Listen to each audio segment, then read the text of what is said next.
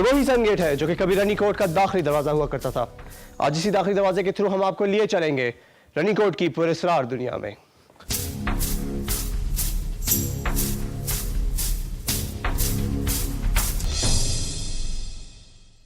ये इस किलाबंदी का मरकजी दरवाज़ा है। आम सयाह तबाहशुदा डैम और इसके दरमियान पाए जाने वाले खुश्क बरसाती नाले को मरकजी और मशरकी दरवाजे समझते हैं। बज़ाहिर तो ये रास्ता मरकजी दरवाज़ा मालूम होता है। रनीकोट में दाखिले का आजकल ये वाहिद रास्ता है। मैंने भी इब्तदा में इसी को दाखिली दरवाज़ा समझ लिया और मरकजी दरवाजे सन गेट को नज़रअंदाज कर दिया था। लेकिन जल्द ही मेरी मुतजस्सिस और खोजी तबीयत ये जान गई कि किले में दाखिले का असल दरवाज़ा बाएं जानिब तामीर शुदा बड़े बुर्ज के बगल में है। ये कुछ इस तरह बना हुआ है कि बगौर देखने पर भी ये दाखिली दरवाज़ा नहीं लगता। यहाँ सिर्फ एक बुर्ज और दीवार नज़र आती है।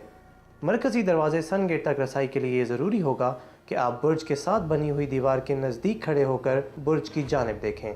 सामने ही गुज़रगाह नज़र आ रही है।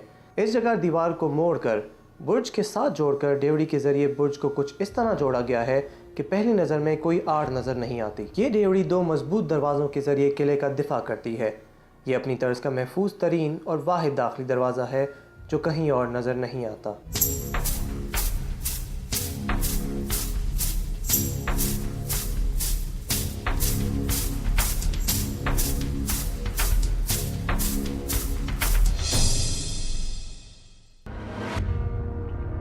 डेवड़ी के दरवाजे में दाखिल होते ही पहरेदारों की कोठरियाँ नज़र आती हैं। यहाँ माजी के मजबूत दरवाजे के निशानात मौजूद हैं। बाएं जानिब किले की असल दीवार है। दूसरा दरवाज़ा अबूर करते ही मैं खुले मैदान में आ गया हूँ। इस खुले मैदान से किले में दाखिल होने का कोई रास्ता नहीं है क्योंकि आगे गहरी खाई है जो बरसाती नदी की वजह से बन गई है। यह मरकज़ी दरवाजे का मजबूत बुर्ज और साथ मौजूद दीवार एक मजबूत किलाबंदी का तासुर पेश करते हैं। देखिए, आप जैसे ही जाएंगे अंदर तो सबसे पहले तो आपको मशरिक़ की तरफ से आप जाते हैं तो मशरिक़ की तरफ आपको एक दरवाज़ा मिलेगा जो छुपा हुआ है, जो आपको पहली नज़र से आंखों से नज़र नहीं आएगा। जब आप उसके करीब जाएंगे, दीवार के साथ घूम के थोड़ा सा चक्कर लगा कर आएंगे तो आपको महसूस होगा कि ये इसकी एंट्रेंस है। वहाँ जाने के बाद फिर आपको अंदर का दूसरा गेट नज़र आएगा। इस वक्त आपको सिर्फ दरवाज़ा ही नज़र आएगा कि यूँ एक पैसेज है। लेकिन ये अब जाके लास्ट सीज़न में जब मैं गया तो मुझे पता चला कि नहीं, यहाँ न सिर्फ ये कि ये पैसेज है कि एक डेवड़ी सी है, बल्कि यहाँ एक हाथी दर हम उसे कहते हैं, जिसमें लोहे की सलाखें लगी होती थी, वो भी वहाँ मौजूद था। अब हमें वो कीलें मिली हैं आपके, इससे पहले कभी वो चीज़ें नहीं मिली थी। तो वो मेन दरवाज़ा था। उसके बाद जैसे आप अंदर दाखिल होते हैं तो आप महसूस करते हैं कि एक दीवार लेफ़्ट को चली गई, एक फिर नीचे नदी के पेट में उतरती है, फिर उसमें पिलर्स नज़र आते हैं। अब वो पिलर जो हैं वो इसलिए थे कि नदी के पेट में से अगर कोई दुश्मन अंदर जाने की कोशिश करे तो उसे कैसे रोका जाए। तो उस पिलर्स में उन्होंने लोहे की सलाखें डाल के वो रोकते थे। उसके ऊपर उन्होंने ड्रा ब्रिज रखा हुआ था कि इस किनारे से उस किनारे तक जो है वो कैसे जाए आदमी।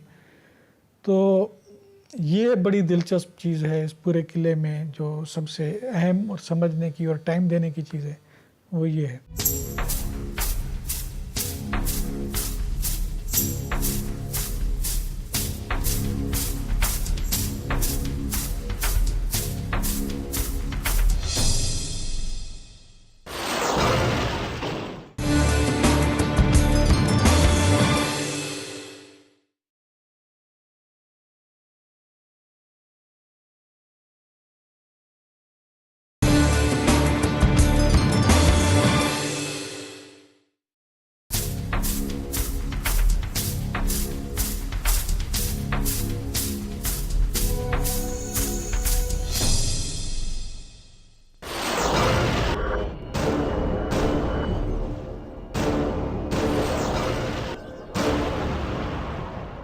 मेरे पीछे मौजूद है सन डैम, जिसके पुल के आसार अभी भी कुछ नुमाया है।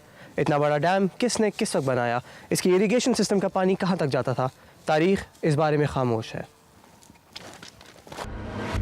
किले के मशरकी समेत वाक़े मरकज़ी दरवाज़े सन गेट के साथ बरसाती नदी के पेट में चंद सुतून कायम है। कुछ महक़क़ीन का ख्याल है कि यहाँ किसी दौर में बंद बांधकर पानी का एक बहुत बड़ा ज़ख़ीरा हासिल कर लिया गया था, मगर अक्सर महक़क़ीन के नज़दीक ये ख्याल दुरुस्त नहीं, क्योंकि इस बरसाती नदी का बहाव इतना तुंद व तेज़ होता है कि कोई डैम इसके बहाव के आगे कायम ही नहीं रह सकता। फ़न तामीर के लिहाज से ये जगह बहुत अहम है। आसार बताते हैं कि यहाँ मौजूद 2 सुतूनों के दरमियान कभी कोई पुल भी रहा होगा। दुरुस्त तौर पर यह पोजीशन समझने के लिए बेहतरीन जगह सन दरवाज़ा ही है। जब हम सन गेट से गुजरकर अंदरूनी मैदान में दाखिल होते हैं तो दाएं जानिब पुल और डैम की इब्तदाई दीवार हमारे सामने होती है। यहाँ से आपको नदी के पेट में मौजूद ब्रिज लाइन साफ नज़र आती है। डैम के सतूनों में आपको ऊपर से नीचे तक होल्स नज़र आएंगे। चूँकि यहाँ पानी की गुजरगाह थी तो दुश्मन के रास्ते को पानी के ज़रिए महदूद करने के लिए